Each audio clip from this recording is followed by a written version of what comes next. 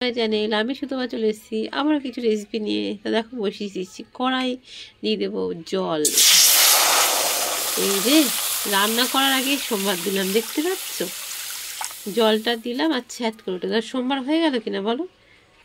জলটা তো গরম হচ্ছে, তার মধ্যে আমি বোটা কেটে, দেখো বোটা রাখিনি, বোটা কেটে সব অনেক কটা টমেটো জলের মধ্যে দিয়ে দিচ্ছি। তার সাথে দিয়ে দিয়েছি দেখো দুটো কাঁচা টমেটো। টমেটোটা দেখতে পাচ্ছ ফুটছে। এবার আমি এখানটা জল থেকে আলাদা করে নেবো এই ছাঁকনির সাহায্যে। দেখো গরম আছে, আমি সবগুলোর খোসা এরকম করে, সবগুলো টমেটোর খোসা এরকম করে ছাড়িয়ে নেব, দেখতে পাচ্ছ? আর বাবা প্রচুর গরম, সিদ্ধ হয়ে গেলে খোসাটা কিন্তু তাড়াতাড়ি ছাড়ানো হয়ে যায়, তাই না? ধরলেই একটু ধরবে আর টুপির মতন চলে আসে। দেখো কি সুন্দর ধরছি, আর প্রচুর গরম, দেখতে পাচ্ছ ধোঁয়া উঠছে, প্রচুর গরম। দেখতে সবগুলো ছাড়িয়ে নিচ্ছি, এখনও গরম আছে। তোমরা গরম গরম করো না, ঠান্ডা করে নিও। আর এরকম করে সবগুলোকে একবার এরকম করে পুরো ভেঙে নেব, তাহলে আমার সুবিধা হবে করতে। তার জন্য এরকম করে সবগুলো ভেঙে নেব। দেখো এটাকে ভালো করে আমি হাত দিয়ে চটকে নিয়েছি, খুব সুন্দর হয়ে গেছে। এরপরে দিয়ে দেবো একটু লবণ। একটু লবণ না দিলে যে কোনো জিনিসের ইয়ে হয় না। আর আমার মা বলতো হলুদ ছাড়া রান্না কোথায় করে, হলুদ দিতেই হয়। সে শাকে হলেও একটু হলুদ দিতে হয়, তাই আমি একটু দিয়ে দিলাম হলুদ। যেই কড়াইটাতে টমেটো আমরা সিদ্ধ করে নিয়েছিলাম সেই কড়াইটাতে বসিয়ে দিলাম, ভালো করে জল বুলিয়ে দিয়ে দেবো এবার সর্ষের তেল। যে কোনো রান্না তো সর্ষের তেলে ভালো হয় না, তাই আমি সর্ষের তেল দিয়ে দিলাম। দেখো তেলটা রীতিমতো ধোয়া উঠতে শুরু করে দিয়েছে। এর মধ্যে একটু পাঁচফোড়ন আর একটা শুকনো লঙ্কা দিয়ে দেবো।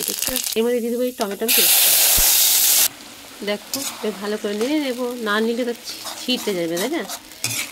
অনেকরকমভাবেই করা যায়, মনে হলো আজকে এরকমভাবে একটু করি, তাই করলাম। তোমাদের কেমন লাগলো অবশ্যই বলো কিন্তু কমেন্ট করে, ঠিক আছে?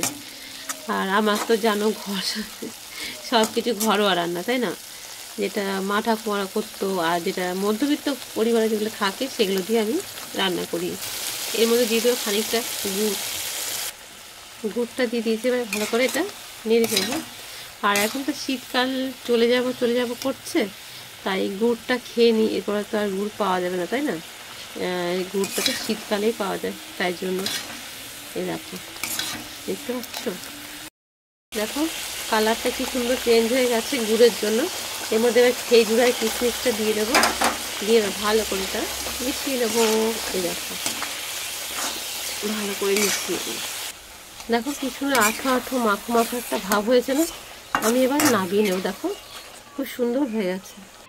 দেখো নাবিয়ে নিয়েছি, কি সুন্দর হয়েছে না? যারা নতুন রাঁধুনি, অনেক তোমাদের সমস্যা হয় যে টমেটো চাটনি করে টমেটোগুলো গোটা গোটা থাকে, তারা এরকম করে একবার করে দেখবে, খুব সুন্দর হয়। দিয়ে দিয়েছি কড়াই গরম হয়ে গেছে, দিয়ে দেবো সর্ষের তেল।